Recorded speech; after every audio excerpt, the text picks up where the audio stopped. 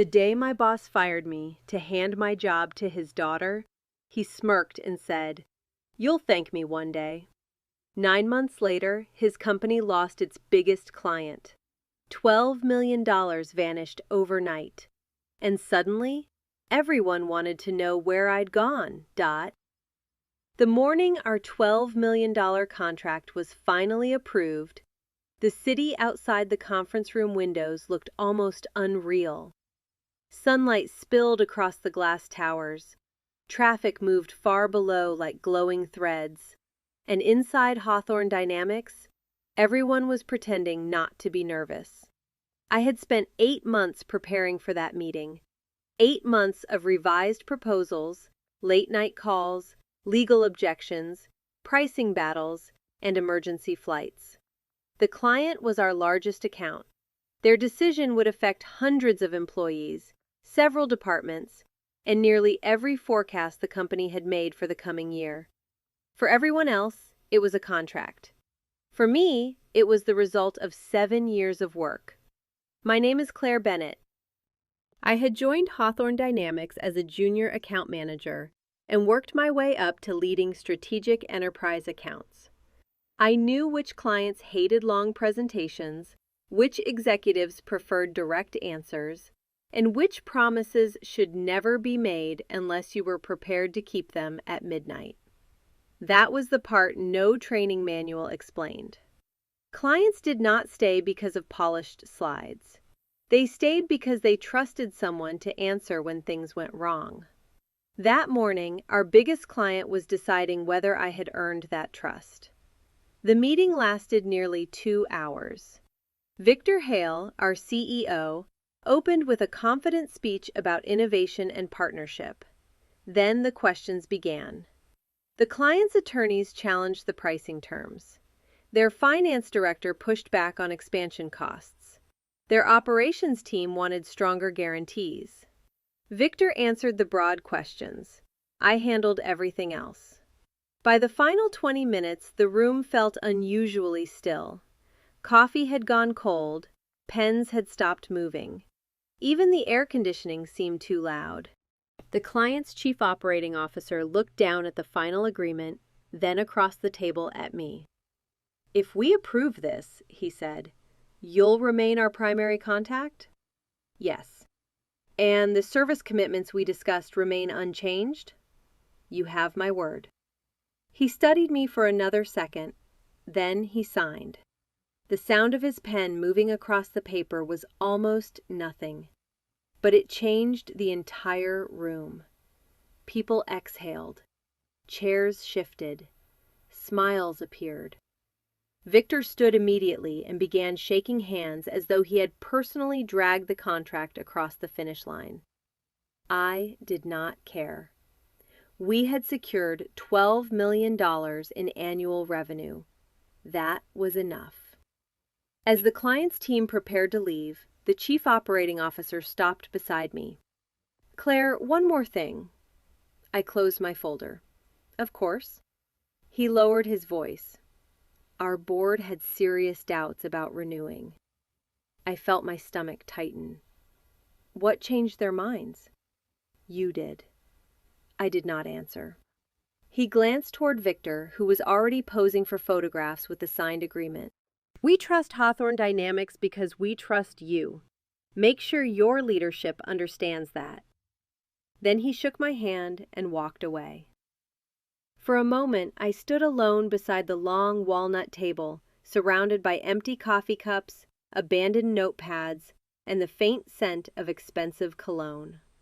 7 years.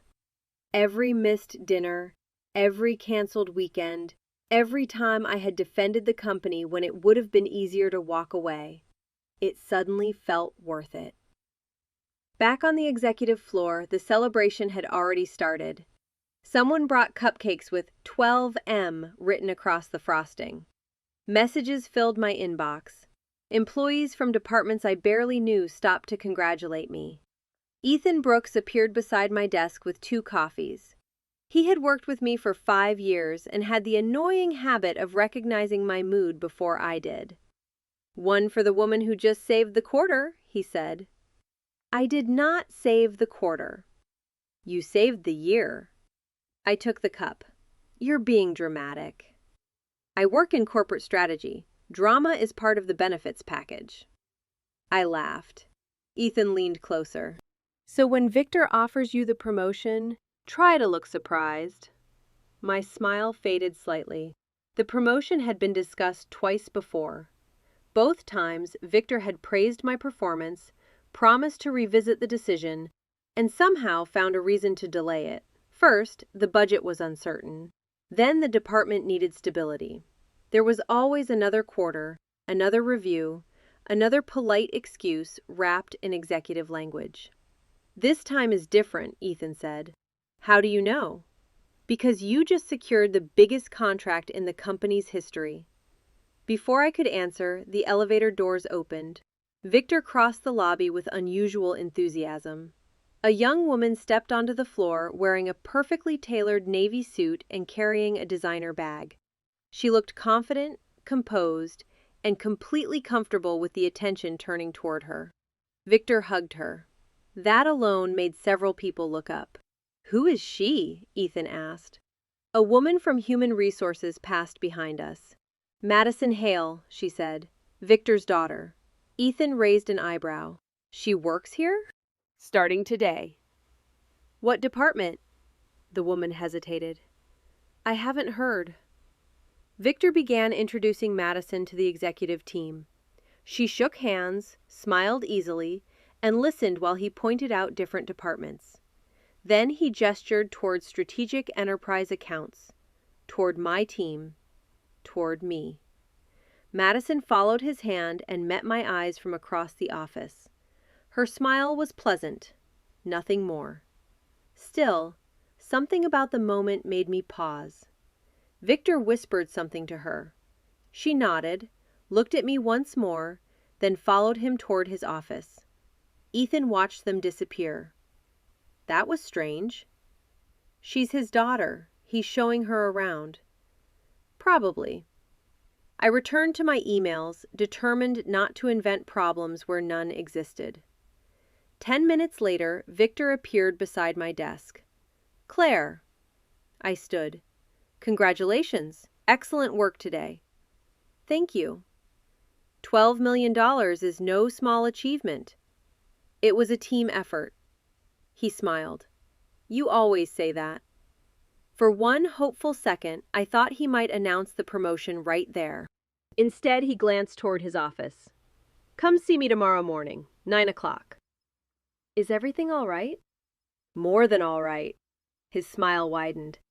I want to discuss your future at Hawthorne Dynamics. Then he walked away.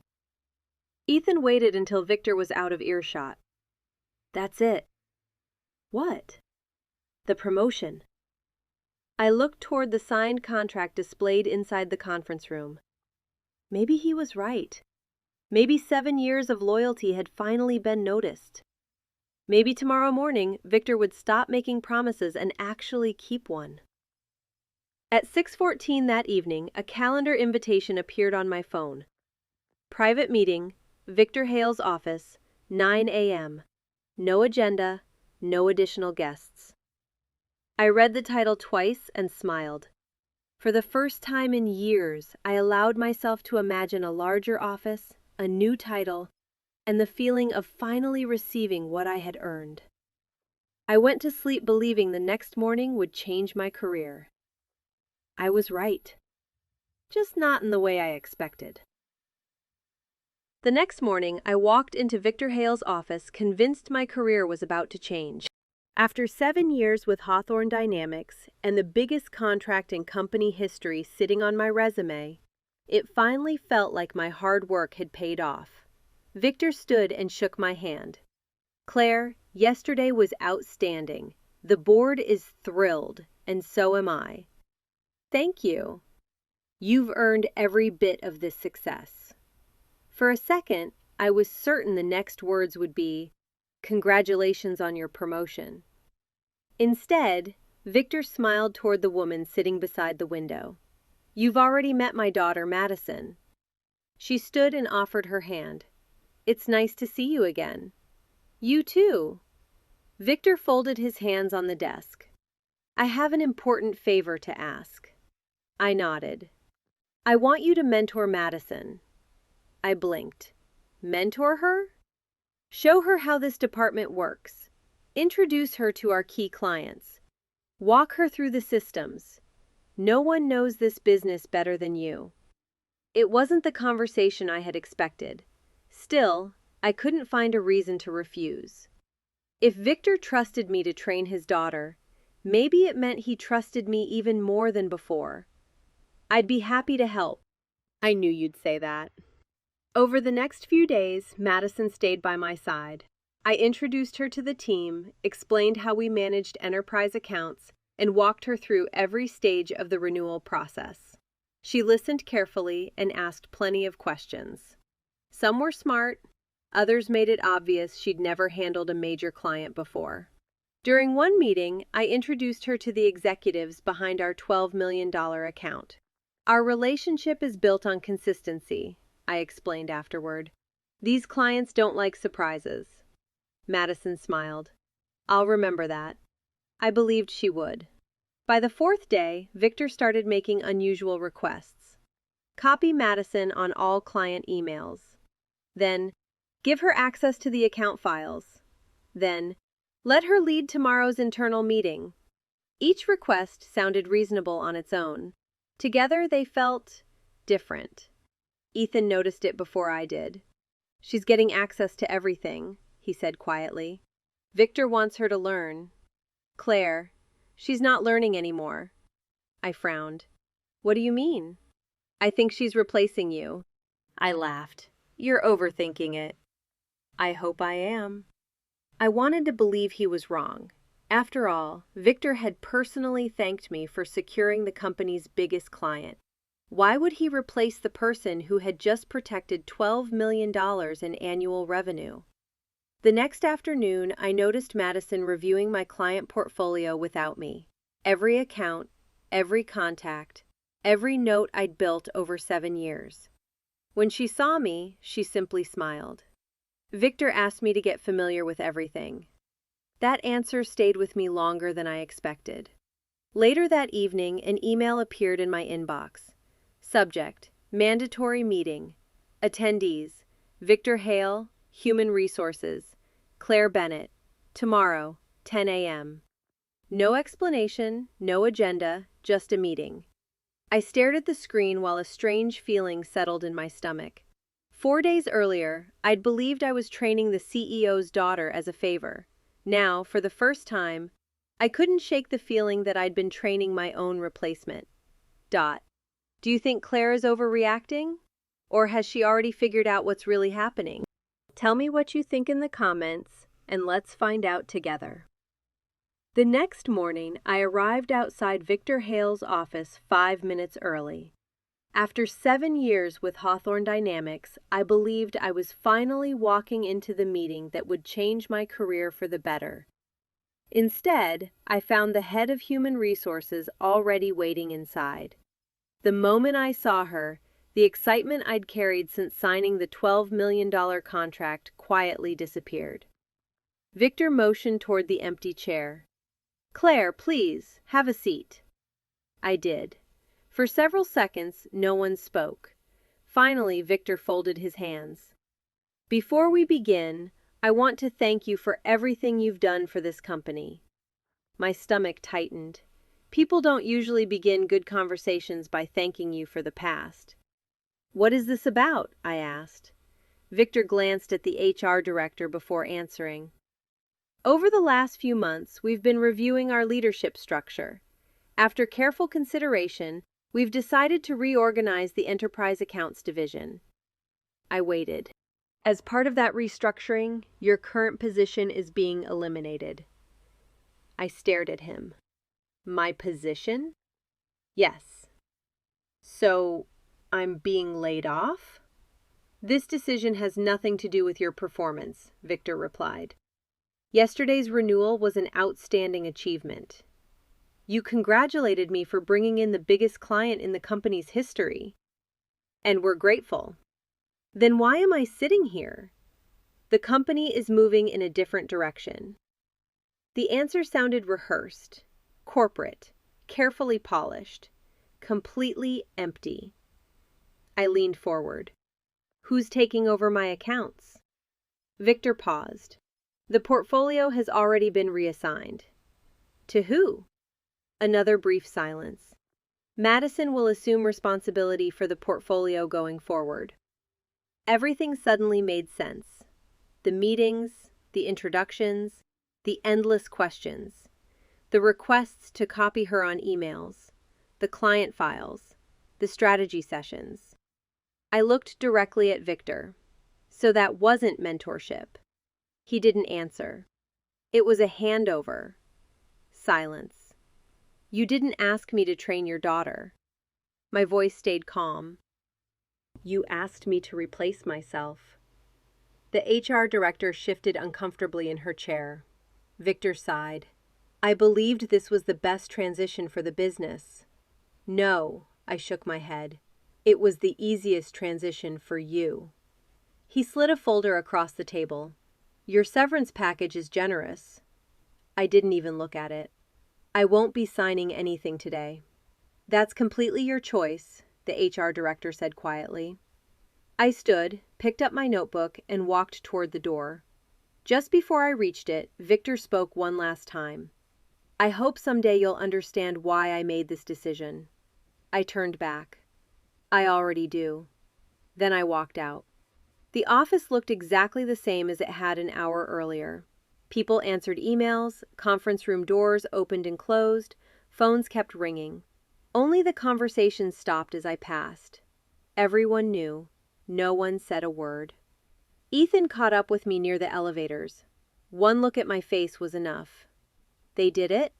I nodded. They gave my accounts to Madison. He looked down at the floor.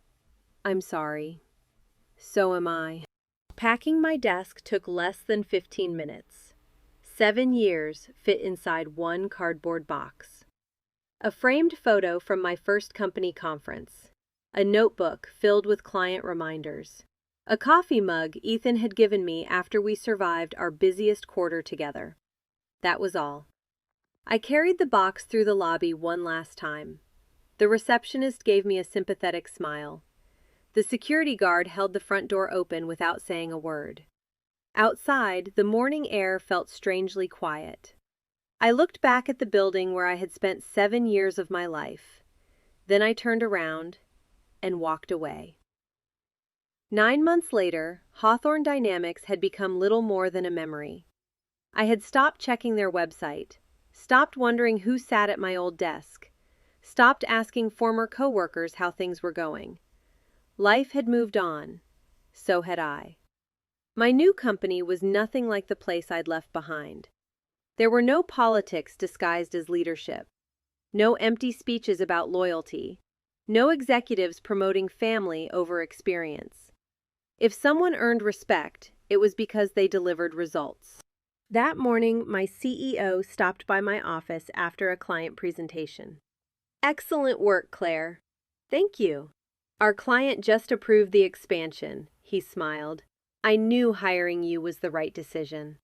Simple words, no cameras, no applause, just honest recognition. As he walked away, my phone vibrated. Ethan. I smiled and answered. Hey, stranger.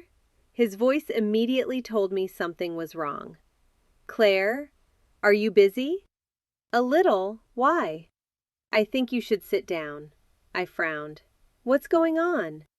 A long silence. Then, they lost the account. For a second, I thought he meant one of the smaller clients. Which account? Our biggest one. I froze. The $12 million contract? Yeah. I slowly sat back in my chair. No. Yeah. Neither of us spoke. Finally, I asked the only question that mattered. How? Ethan let out a tired laugh. It wasn't one mistake. It was hundreds. He began telling me what had happened after I left. At first, everything looked normal. Victor proudly introduced Madison as the company's new face of strategic enterprise accounts. Most employees stayed quiet. Some because they agreed, most because they needed their jobs. Then the changes started. Madison announced that quarterly visits to major clients were unnecessary. "They're expensive and outdated," she told the department. "We can do everything over video." Several account managers tried to explain why those meetings mattered. The clients expected them. Relationships had been built that way for years. Madison dismissed every concern. "We're modernizing."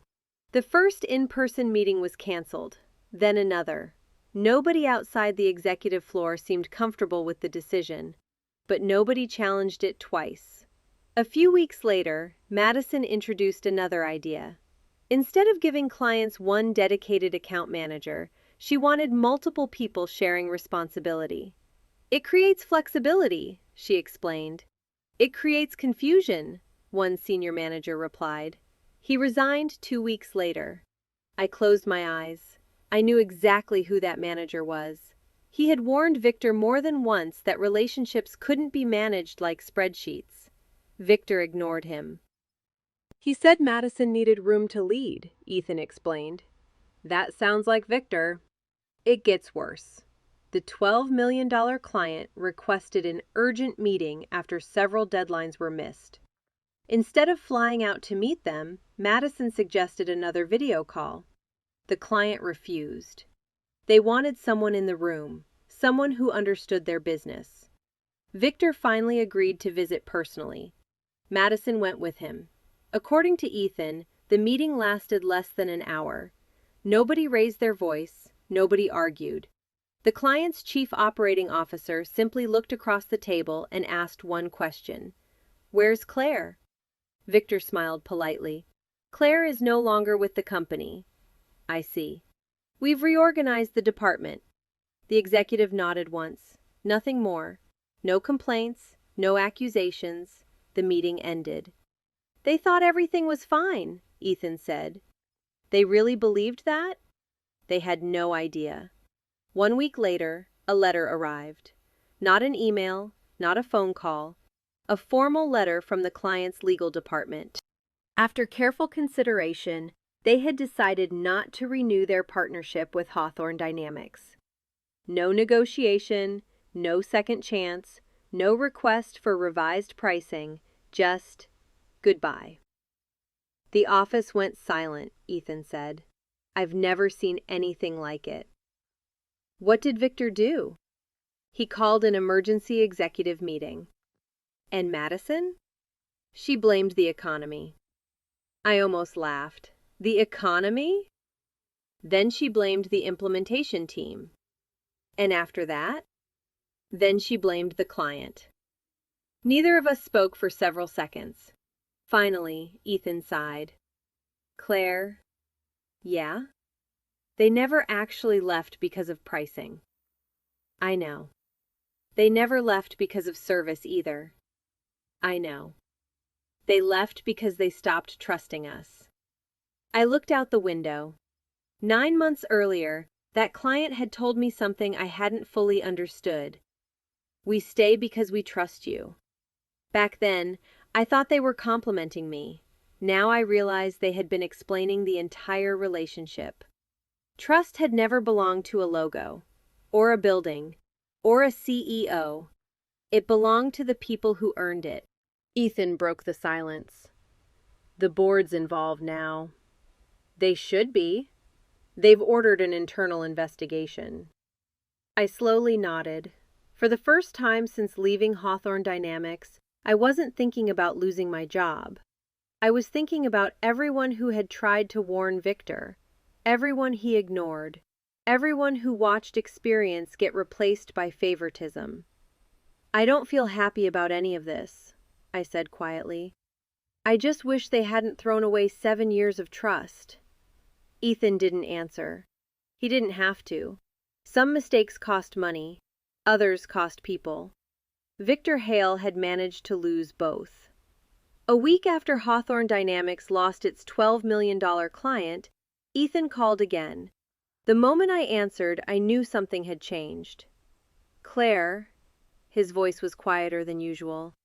"It's over." I set my coffee down. "What happened?" The board finished the investigation. I didn't interrupt. They reviewed everything: emails, HR records, client complaints, meeting notes, every decision made after you left. And? Ethan let out a slow breath. They concluded there was never a real restructuring. I closed my eyes. They found out? They found everything. According to the investigation, my position had been eliminated only on paper. The same day I was terminated, nearly every one of my responsibilities had been transferred to Madison. The title had changed, the job hadn't. It gets worse, Ethan said. The client had repeatedly asked why you weren't managing the account anymore. I looked out the window. They documented those concerns after every major meeting. And Victor? He ignored them. The board also interviewed senior managers. Several admitted they had warned Victor that replacing an experienced relationship manager with someone who had never handled a major account was a serious risk. Every warning had been dismissed. Victor called it resistance to change. The board called it poor judgment. What happened to him? I finally asked. Ethan was silent for a moment. They removed him. Removed? The board voted unanimously to remove Victor Hale as CEO. I didn't say anything. He didn't resign. They escorted him out of the executive floor before the end of the day. For a long moment, neither of us spoke. And Madison? She was called into a separate meeting the next morning. I waited. She thought it was another strategy session. It wasn't. The board informed her that she was no longer qualified to lead strategic enterprise accounts. She tried to defend herself. She said she had only followed her father's direction. One of the directors answered calmly, "Your father made the appointment." He paused. "You accepted the responsibility." Another silence. Leadership comes with accountability. Her executive role ended that day. I leaned back in my chair and looked across my new office. People were laughing in the conference room. Someone walked past carrying birthday cupcakes. Life had quietly moved forward, while my old company was still dealing with the consequences of one decision. Ethan broke the silence. "You know what everyone was talking about after the board meeting?" "What?" "It wasn't the 12 million. I frowned. "No?" "No." "What were they talking about?" He laughed softly. "They kept saying the same thing." He paused. "If they'd just left Claire alone, none of this would have happened." I didn't know how to respond. Not because I felt vindicated, because I wished they had understood that before so many people paid the price. "I don't hate Victor," I said quietly. "I don't even hate Madison." "I know. I just wish they had understood that trust isn't something you inherit." Ethan didn't answer. He didn't have to. After we hung up, I stood by the window for a long time. 9 months earlier, walking out of Hawthorne Dynamics with a cardboard box in my hands had felt like the worst day of my career. I thought I had lost everything. I was wrong. I had only lost a company that no longer deserved my loyalty. Victor lost the title he valued most. Madison lost the position she had never been ready to hold. Hawthorne Dynamics lost $12 million. But the most expensive mistake wasn't measured in money. It was believing that loyalty could be replaced, and that trust could be inherited. It never could.